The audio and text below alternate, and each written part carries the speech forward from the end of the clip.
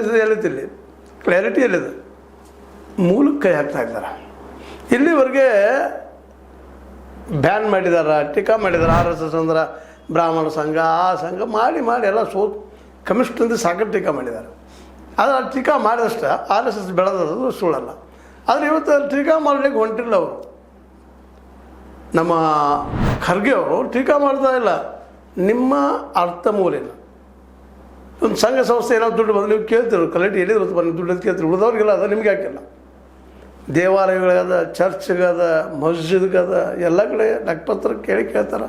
ಟ್ರಸ್ಟ್ಗಳಿದೆ. Even ರಾಮನ ಸಹಿತ ಲೆಕ್ಕ ಕೇಳ್ತಾರೆ. ಇವತ್ತು ರಾಮನ ಟ್ರಸ್ಟ್ನಲ್ಲೇ ದುಡ್ಡಿನ ವ್ಯವಹಾರ ಆಗಿದ್ದರೆ ನೀವು ನೋಡಿದಿರಿ.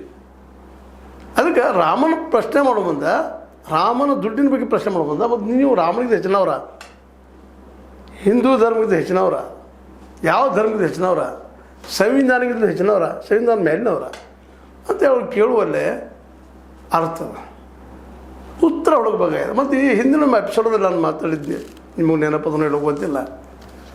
ಸಿಂಪಲ್ಲಾಗಿ ಲೆಕ್ಕಪತ್ರ ಇಡೋದು ಬೇಕಲ್ರಿ, ರಿಜಿಸ್ಟ್ರೇಷನ್ನು.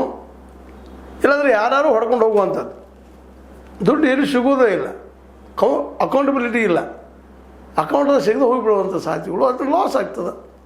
ಅದ್ರ ಬದಲಾಗಿ ದುಡ್ಡು ಕೂಡಿಸಿ ಅದನ್ನು ಇಡೀ ರಾಷ್ಟ್ರ ತುಂಬ ಹಿಂದೂ ಮಕ್ಕಳಿಗೆ ಮಾಡಿರಿ, ಬೇರೆದವ್ರು ಬೇಡ.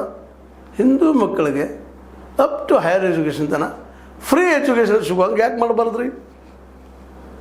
ಸಂಘನ ಓಡಿಸ್ಬೇಕು ಅಂತ ಯಾರಿಗೂ ಇಲ್ಲ, ಸಂಘ ನಾಶ ಹೋಗ್ಬೇಕು ಅಂತ ಯಾರಿಗೂ ಇಲ್ಲ, ಅದು ಬಯಸೋದು ಇಲ್ಲ. ಹೌದು, ಹಿಂದುತ್ವ ಪರ ಆದ್ರಿ, ಬೇಕು ಹಿಂದೂಗಳಿಗೆ. ಈ ದುಡ್ಡನ್ನು ಇಲ್ಲಿಯೇ ಶಿಕ್ಷಣ ಬೆಳೆದಕ್ಕಾಗಿ, ವಿಶ್ವಗುರು ಮಾಡೋದಕ್ಕಾಗಿ ನೀವು ಯಾಕೆ ಇಲ್ಲಿ ದುಡ್ಡು ಕೊಡಬಾರ್ದು ಅನ್ನೋದು ನಮ್ಮ ಅಭಿಪ್ರಾಯ.